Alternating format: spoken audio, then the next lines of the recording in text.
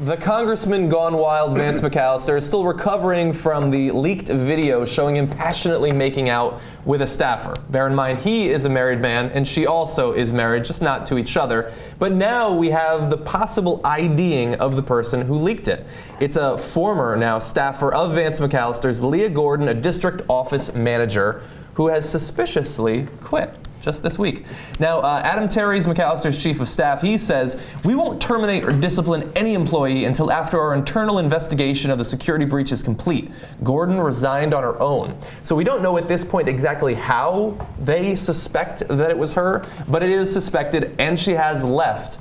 Although I can't really say that if it was her, I think she should have quit. I don't want to work at the place where I leaked videos of them making out when they're married.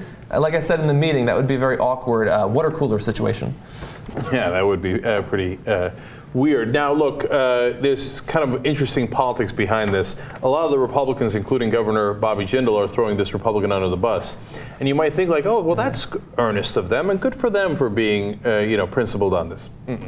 No, McAllister defeated a friend of Bobby Jindal to get that seat. And he ran as anti-establishment within Republican circles in Louisiana. So the Republicans in Louisiana don't like him. In fact, the mistake that McAllister made was keeping the former staffers of the person he had defeated.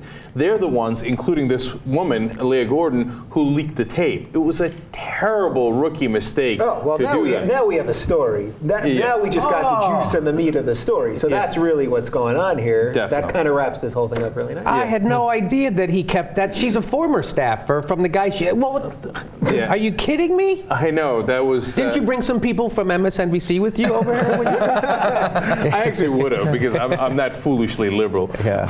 Okay. That's an ad that used to run when we were kids in New Jersey. And I think it was on Torcelli, and then they'd say what all the things that he did, and then they'd say, "Foolishly liberal." Whoever knew that I'd grow up to be foolishly liberal. So McAllister, who's actually more conservative than the establishment Republicans in Louisiana, did the foolishly liberal move of keeping on the staffers of the person that he had defeated, and now he's in a world of trouble. But look, remember, this is the same Louisiana where those same politicians all rallied around David Vitter, who wasn't just caught on tape kissing, admitted to having sexual relations with a whore.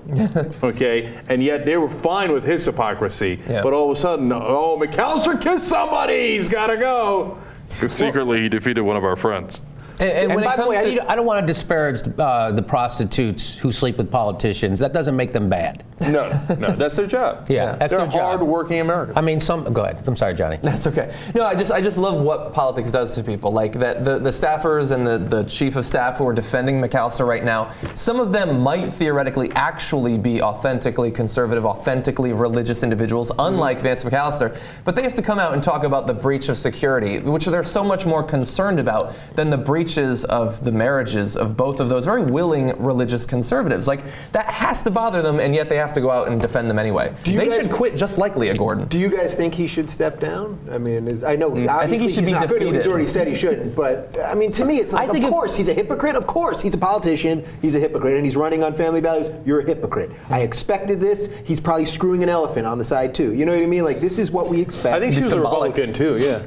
Well, that's why I was going with. I didn't say a donkey. That would be really perverse. But you know what I mean? It's just like, this is what we expect. Let the guy get voted out. And of course, it's the staffer that has to leave and not the politician. This is America 101. Yeah, he didn't do anything illegal. That's for between him and the voters.